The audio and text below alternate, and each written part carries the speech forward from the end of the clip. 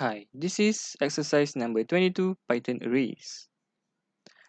Note that Python does not have a built-in support for arrays, but Python lists can be used instead.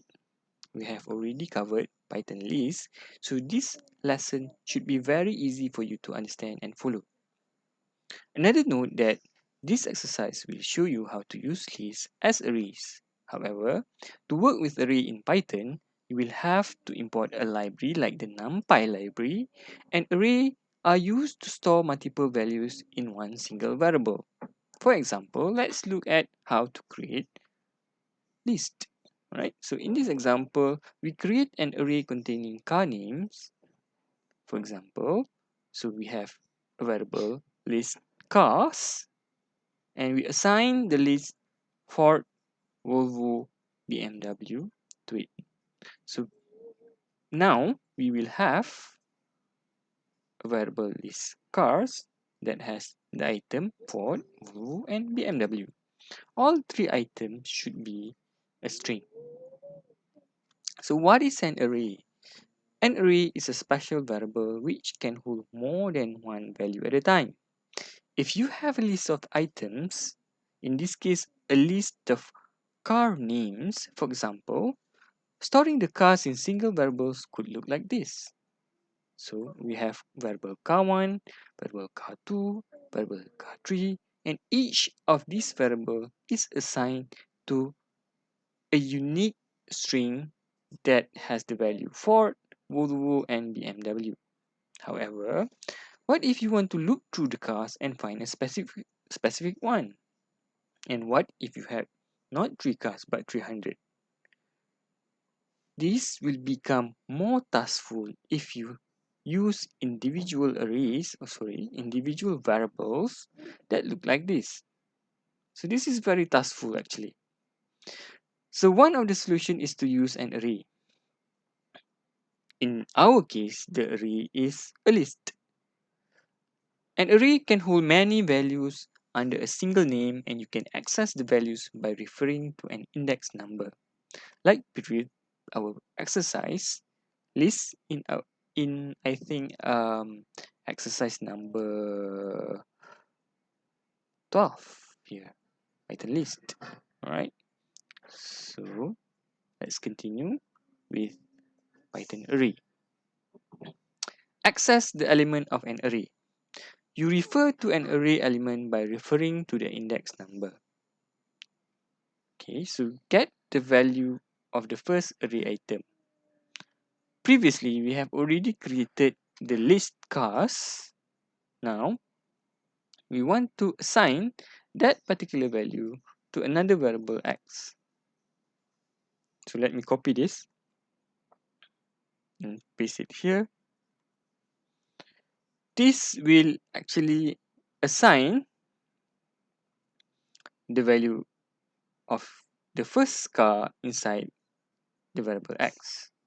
So if I print x, it should print the value of the first car, which is 4.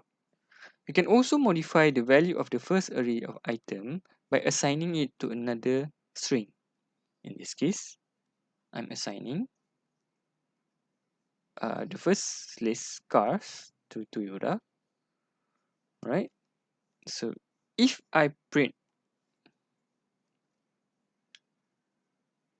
cell below, if I print x,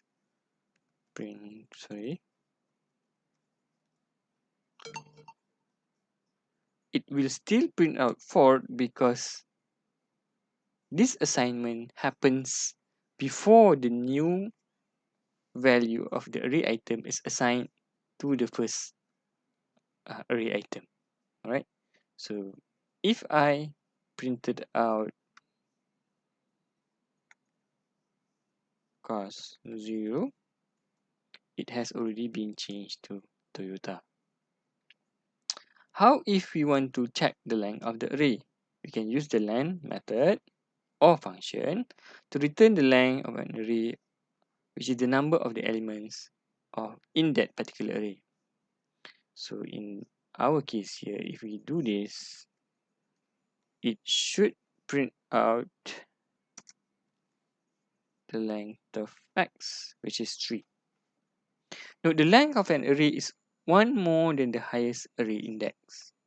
Because the index starts at 0, so when the item of x is 3, so actually the last or the highest array index is 2. However, if we use the len function, it will return the another value higher than the highest array index, which is 3. You can also use for in loop to loop through the elements in the array. We have already done this exercise previously. So take this as a revision for your looping exercise. So in order to print each of the item in the cars array, we can use this. Right? So immediately it will loop through the cars and print each of the car that in the variable list cars. Notice that the first item in cars is already changed to Toyota because we have already assigned the first item in the cars with the new string Toyota. Adding array elements. You can always add more items or elements inside your list by using the append function. We have already done this in our previous exercise, so this should be very easy. So if I print cars,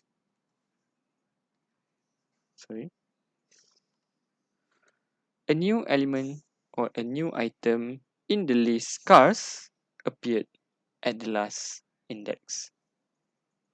To remove an array element, we can use pop,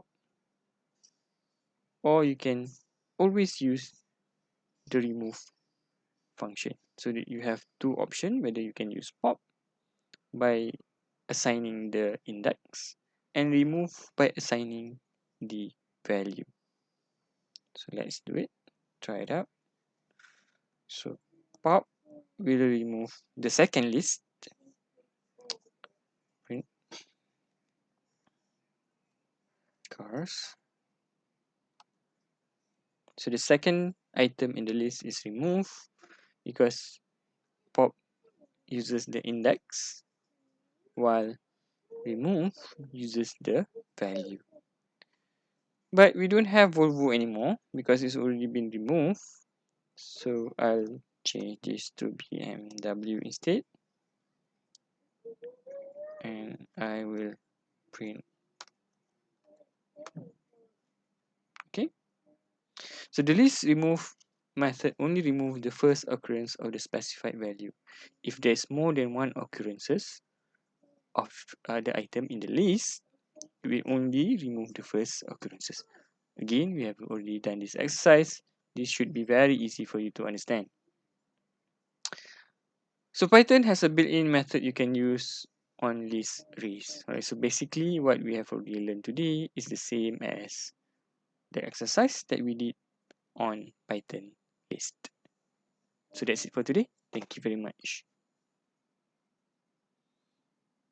By the way, you can try out the different method here with your list to see what's the difference of outcome that it may produce. Thank you very much.